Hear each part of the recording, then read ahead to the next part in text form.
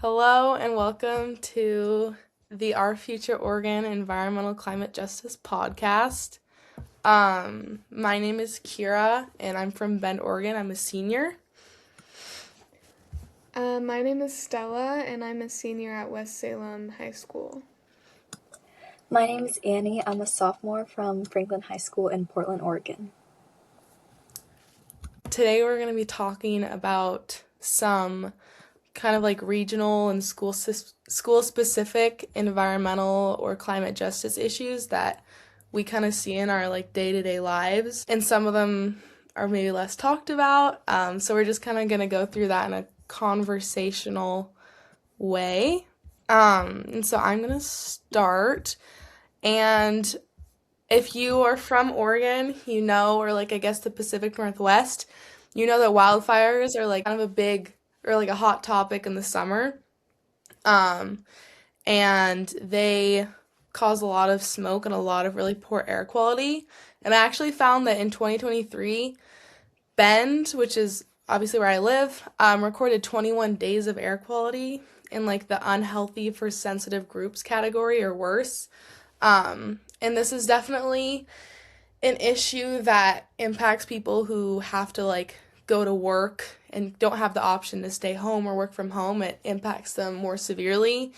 And also like being able to like get air filtration like systems in your house and like having like a house that's like well insulated from like the outdoors is definitely it's definitely a disproportionate impact. Do you guys see this in your region? I actually do. I grew up on a vineyard because my mom is a winemaker, and Whoa.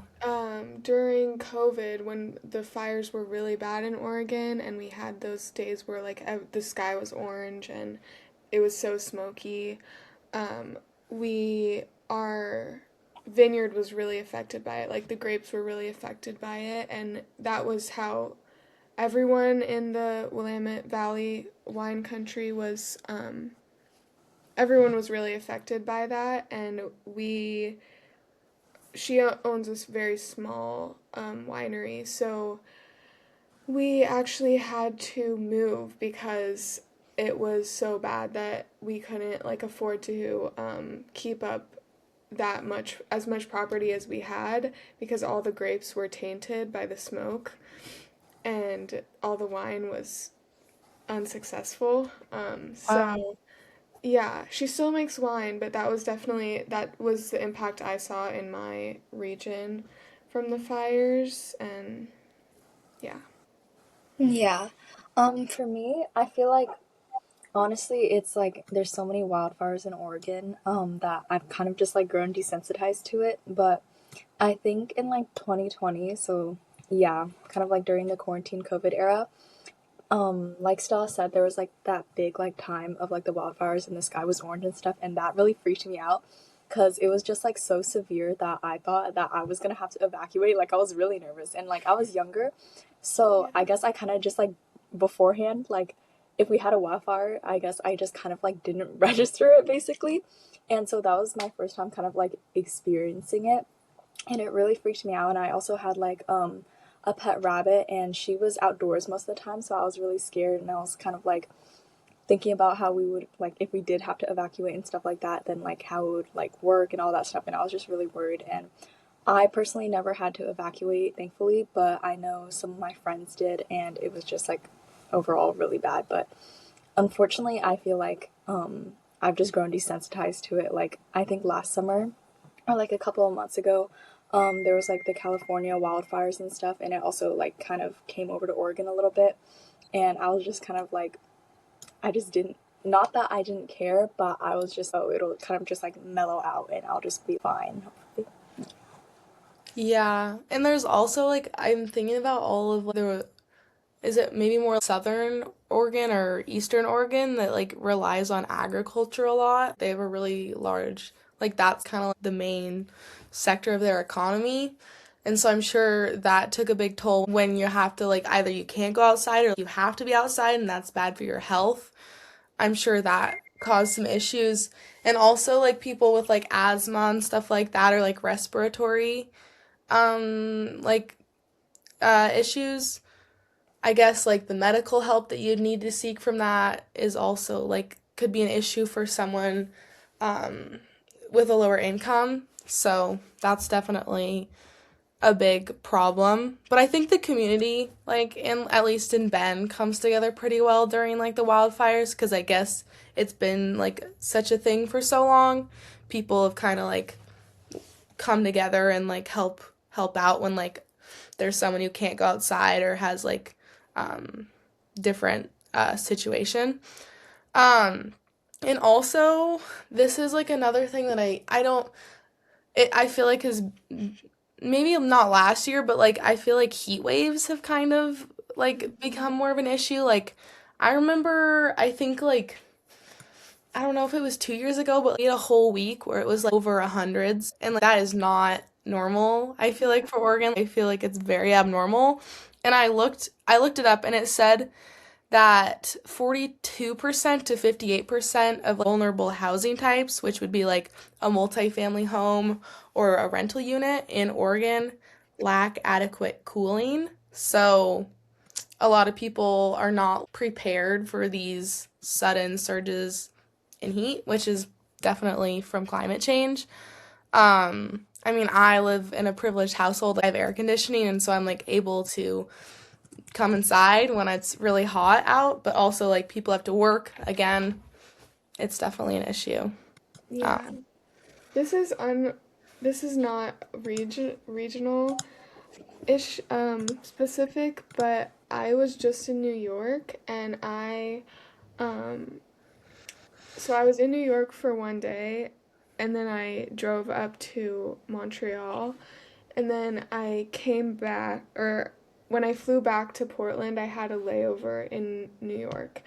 And the first day I was in New York, it was like 63 degrees. And then when I came back like 2 days later for my layover, it was like 86 degrees. It was insane. wow. Yeah, anyways, that's just, we were talking about heat waves, so it's very concerning. They're definitely getting more severe, I think, in Yeah. all areas of the world right now. Also, I've also like with like the lack of like snowfall this year, I've seen a lot of people like really concerned Yeah. for how bad it'll get this year. But yeah, I agree. I feel like specifically in like my part, I don't know if your guys' is the same, but in Portland, like last week for a few days it was like 80, I feel like, and then like this entire week it has just been like raining and pouring like 50 degrees, and it's like insane how quick it can just like change, and I'm just like I don't know. And then like during like I feel like this one is like kind of normal, so I can never tell if it's like something's like normal or if it's like something due to like climate change and stuff anymore at this point. But like yeah, it would just be like raining and pouring for like months and months. Like during springtime, like I was really sad because downtown Portland, we have the waterfront and it has the cherry blossoms and stuff, and it blooms like late March, early April, and all of it kind of just got like washed away because of like so much heavy Mm. rain. And then like we would have like a really sunny day for one day and I would be like, "Oh, like I can go out to the cherry blossoms." And then it would just start like heavy raining like insanely. So it was just like there's so much like flip-flopping. It's like so bipolar, and it's like honestly it's really sad. Like I would expect it to kind of be like sunny by now. Like last year it was really sunny at this time, but it's just been like rain and rain. So yeah. Yeah. Yeah, yesterday, I don't know if it was like this for you guys, but yesterday in Salem, it was hailing so hard, like so much hail. Yeah. And it was freezing cold, and I had just come from like whatever I said, like 86-degree New York, and it was definitely a shock. I had like a this is really getting off topic, but I had a tennis match and they were making well, not making us like this is really getting off topic from environmental and climate justice, but like we were out there in the hail and the rain and like or the hail and the wind, and it was Yeah. crazy because like the ball would not go where you hit it. Like it was actually And insane, but hail is painful also, like yes, like it when it whipped your yeah. face like with the wind too. It was like really yeah, that was Mhm. it was kind of crazy. Um Another thing, this is like pretty specific to Bend, well, not specific, but like I don't know how it is in Salem and Portland, but there's been a massive amount of growth in our city, like or town, but it's pretty much a city now or getting close to it. Like we've had a lot of people moving here in like the last like 10-ish years. And like, so I learned about urban sprawl, which is like the rapid, uncontrolled expansion of cities and towns into rural areas. And this is like low density development, so like building out instead of up, and like single use zoning, which is another big issue in Bend. And so this creates like high dependence on cars and stuff like that, which is really inconvenient for people who can't afford a car, and it's hard to find jobs when you can't like walk places as easily. And also like it causes like a increased pollution and like a loss of green spaces. Um, so that's and like urban heat islands I also learned about, which is I guess like heat pockets that are created from like more urban expansion. And so that's definitely a big issue in Bend. And also, I think the location, we have a river that goes right through the middle of our town, like the Deschutes River. And it's definitely like it runs through the higher income neighborhoods because like it's more expensive to live by the river and like live near like our downtown area. And so I think a lot of people, obviously, if you're raised next to the river, you have like a greater access to the environment and you're gonna like I don't know, you're raised to appreciate the environment. You're going to schools that are near like the river, so they're better funded in the higher income areas, and they're also like closer to like natural parks and stuff like that. And so I think there's a disproportionate in like access to the outdoors. A lot like I've noticed from my friends, we've all kind of grown up by the river, so obviously we care about the environment because like our schools, they would our activities, we'd go on field trips to the river and we'd go on like we'd walk around like the trail that goes around it, we'd go tubing and stuff like that. And so I think we're privileged to care about the environment because we have been raised within it. And so I think people who live farther out in town, they are around more industrial areas and they don't have the same access to the river and stuff like that. So I just think it's interesting. Like I've been trying to, my school is kind of located in like a more industrial part of our town. I've been trying to like give students their access to like field trips that go to the river and stuff like that because I think it's important to like be like educated about nature and stuff like that and like have the opportunity to go outdoors because some families aren't just don't do it as much. So yeah. Yeah. I've in Salem less like urban sprawl but I've noticed more just like so much concentration of like new construction in just West Salem where I go to school, which is quite small. Like West Salem is pretty small. Um, and just in the past like 2 or 3 years, there have been like 3 apartment complexes that have been built in areas where I used to go like on field trips with my school and we would learn about like the creek ecosystems and now they bulldozed all of it and like tore down all the trees and they're building apartment complexes and like destroying all of the land um, that we used to have access to as just like a natural space to, enjoy. Um, so yeah, I've definitely noticed that kind of thing too in Salem. Yeah, I don't know. I'm kind of like debating whether or not to mention this, but because I can't tell if it kind of like relates to it or not. But for Portland, I feel like there's like a surge in like the homelessness crisis and stuff. And I think like the government is like trying to like respond to it, but they're not doing it in such like a great way because it's just like I think it just keeps like increasing every day, and that's just because of like a lot of factors like economical, and it's like sometimes it's not even just from like the state, like it's just like federal and stuff like that. But because of that, there's just like they're like trying to build like these like I don't know what they're called, but it's kind of like I don't know if you guys have seen it, but it's kind of just like sections and they're just like boxes basically for like mini like transportable like houses I think or something like that Yeah. just for like houseless people. But I feel like their attempts at doing that, I feel like it's also kind of like I don't know how to say it. It's like discriminatory in a way because like the process is kind of weird. And I recently went to like a month or so ago. I went down to downtown to talk with some of the council members of Portland, and I asked them about how they're like addressing the homelessness crisis. And all they really told me was like they're trying to like send people like resources and stuff like that, but that doesn't really tell me much. So yeah. Yeah. Yeah. And I guess like I think of with like the difference like the rain and the heat in Portland, like I think being houseless would be like a really difficult thing to like deal with all this crazy like inclement weather. And so I haven't heard of the house kind of things you're talking about, but like is it kind of like a tent system? Like how does it like is it I'm like insulated or I'm what's like not really sure because there's one kind of like on my street, but I've only like ever passed by it because I don't really walk around in my area that much.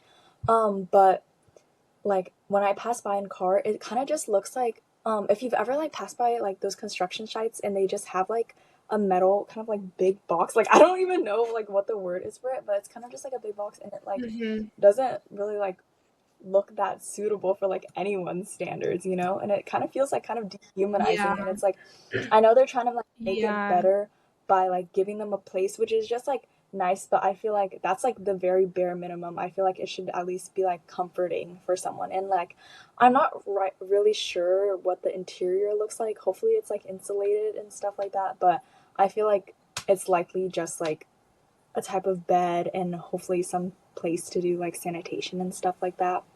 But yeah, it kind of just like makes me really sad because I was able to volunteer at this homeless shelter like a few months ago. And it was kind of just like a cafeteria kind of area, and it's really sad because like there's just like so many people, and it kind of is just like an in and out system. It's like they can't like stay there for any longer than like 15 minutes or anything like after eating their food. And like they pass out like I think like they're kind of like help kits and stuff like that, which is like sanitation and all that stuff like that. But that's kind of like the most they can do. They can't like help house them and stuff like that. And kind of going back to what I said with the council member, when I was talking to them, they said like the homeless shelters they can only like serve up to so many people, and anyone else they just have to turn away, which is kind of sad. And I also heard that there was this thing I heard about this recently. It was like you kind of have to have like a permit or something like that to ask for money on the street or something, which like made me I was like so Wow. shocked and I was like and you have to like pay for the permit and I'm like how are you going to pay for the permit if you don't have like money to pay for it? And I just thought that was just like there's just like so much anti-homeless stuff Wow. and like yeah. Yeah. I feel That's like that's so sad. becoming a bigger thing with like the current administration too, just like kind of like the rise of like I guess like conservative values. Mhm. But yeah, that's really interesting. Does anyone else have like a one that they want to bring up from that they've seen? I can talk about some things I've seen in my specifically high school community. Um, One thing that I've been noticing for, well, like all my life, is just the quality of food that we have in our cafeterias. And this is how it is with like most public schools. Um, but it's just really bad quality food and not super nutritious. And most of, or not most, but a lot of students in the district like really rely on that food for a main source of nutrition. And it's just concerning to think that sorry, their main source of nutrition is such such bad quality food. Like I tried to a few or last year I tried to reach out to the district about this and ask them if it would be possible to, instead of sourcing their food from these big corporations like Cisco or whatever. I don't know exactly where they get their food, but um, I know it's not local. So I asked her if it was possible. I asked them if it was possible to get locally sourced food in the cafeterias, or if that's something I could even explore, like with my environmental club or just with my school administration. And they basically just kind of brushed me off and said I could attend some of their meetings and learn more about it.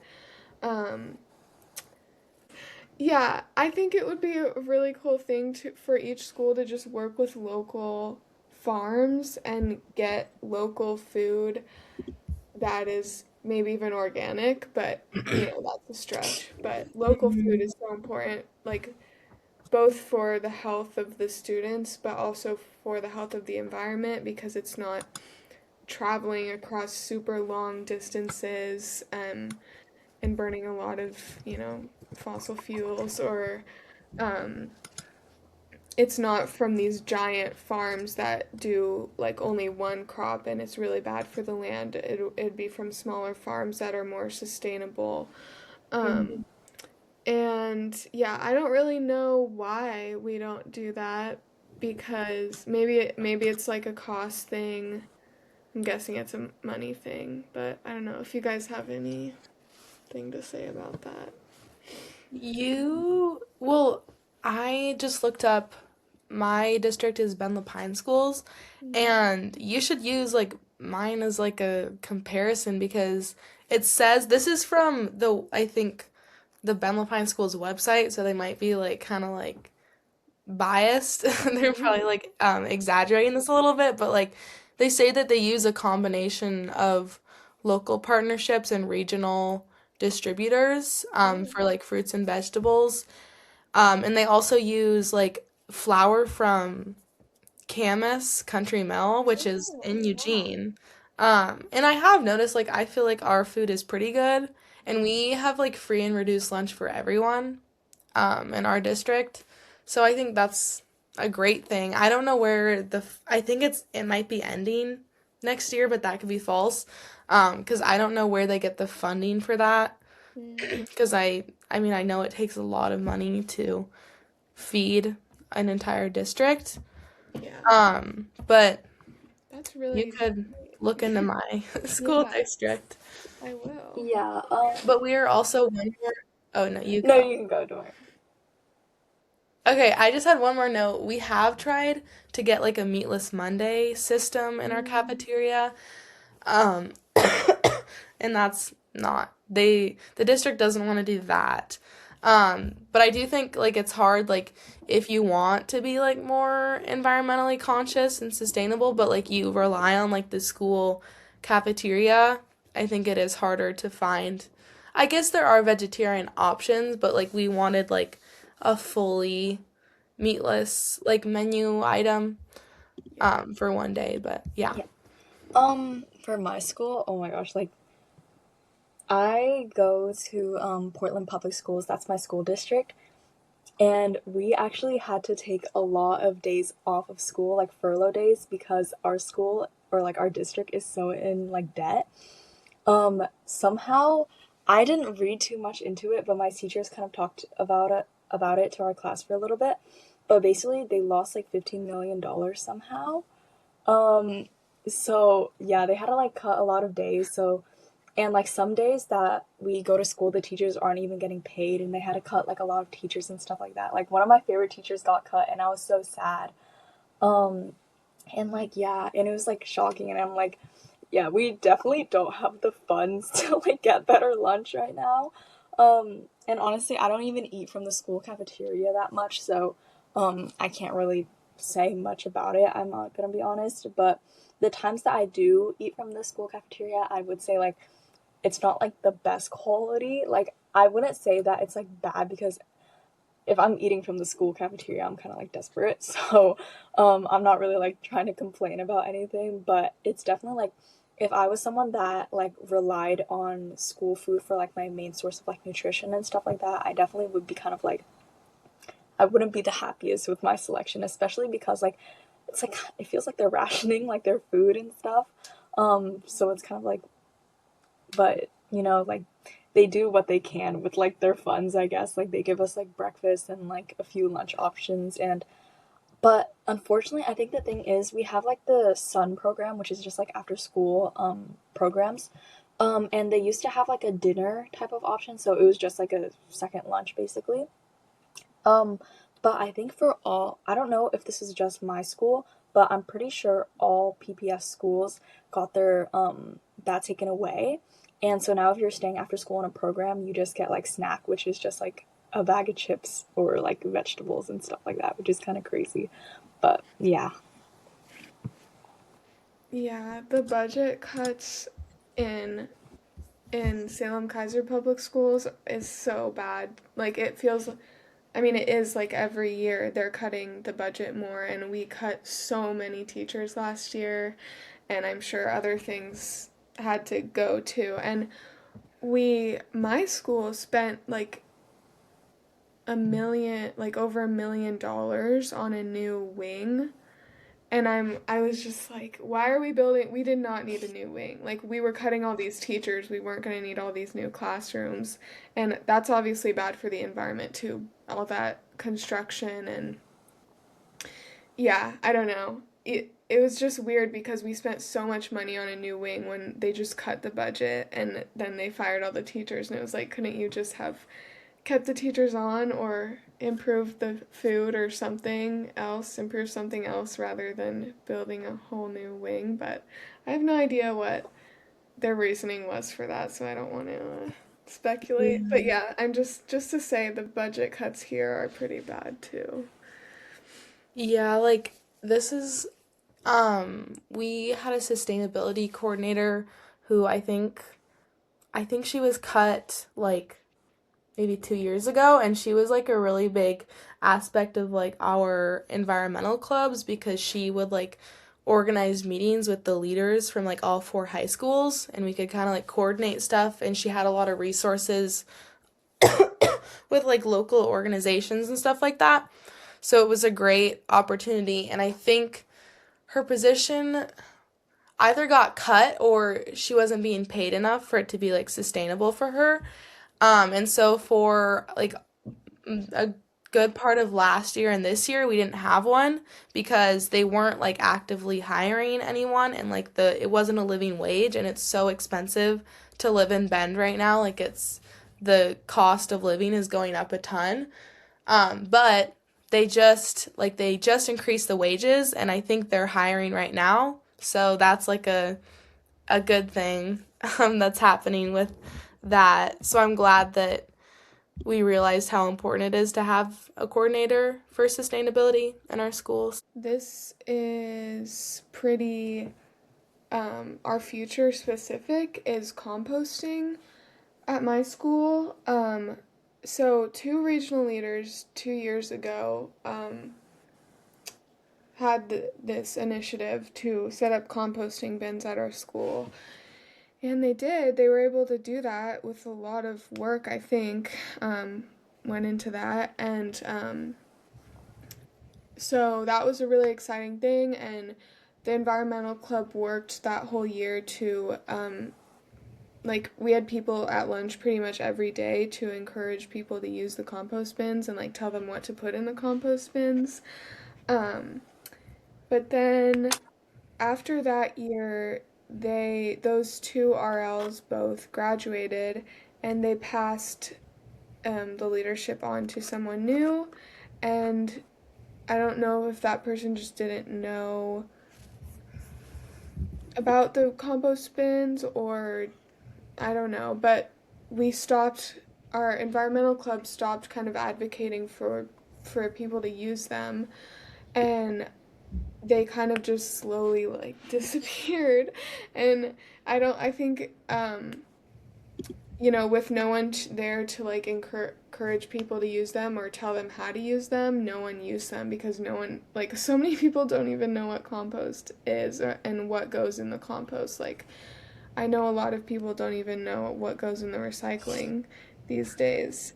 And so, yeah, I don't know. That's something I've noticed at my school. Like, if people aren't directly encouraged to use composting and recycling, they're not going to use it. And so I think, I don't know, I think it would be good to think of some way to like educate students, maybe even like from elementary school about like composting and recycling, so that when people put the work in to have those things at school, we can actually use them. Yeah. That's definitely been an issue in my school too. And like also I think like when people learn how to compost in school, then like they'll carry that on with them through Hmm. life maybe. Like it'll motivate them or give them the knowledge of how to do it. So in the future, like if they have their own home or own place, they can compost as well. So yeah, I think it's definitely like a pipeline. Like if you like grow up doing it, you'll do it in the future. And like we've also struggled a lot to like motivate students to use our composting bins, and like it's all like student run because our janitors have other things to focus on. So like we empty them into like the compost, like the big bin outside of our school. But recently we have not been keeping them up well just because it feels kind of like pointless if like no one's using them. It's hard to like ask people from our club or do it ourselves to like take time out of their day to go empty them. So I definitely see that, and I also think like in people's own like personal houses, I think it takes a lot of like energy and stuff to like bring it to climate justice or environmental justice. Like it's hard to composting takes like extra time and money. And so I think it's definitely like something that not a lot of people do just because they don't have the ability or the capacity to do it. Hmm. Thank you for talking with or listening to us today. We hope you enjoyed. Sorry, it was just kind of like a conversation. So hopefully it was entertaining and maybe you learned something. But I think it's good to just talk about these kinds of things, and like at least just be aware of them in your community because sometimes it's like hard to feel or you feel helpless about them. But it's good to have these conversations.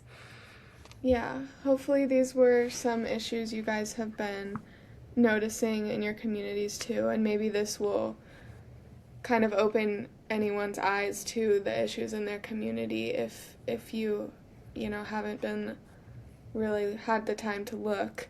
Um, yeah, you should always try to notice the small issues in your local community because no one else is gonna do anything to fix it. Or Yeah. people What are is it? trying to fix things. Yeah. But it's always good to do things at the individual level, and you can only do Mhm. that when you pay attention. Don't they say like think locally, act globally? Or wait, think globally, act locally. Yes, yes. So Yeah, bye. bye. Remember Thank that or you. do it. Thank you. Bye. Thank you.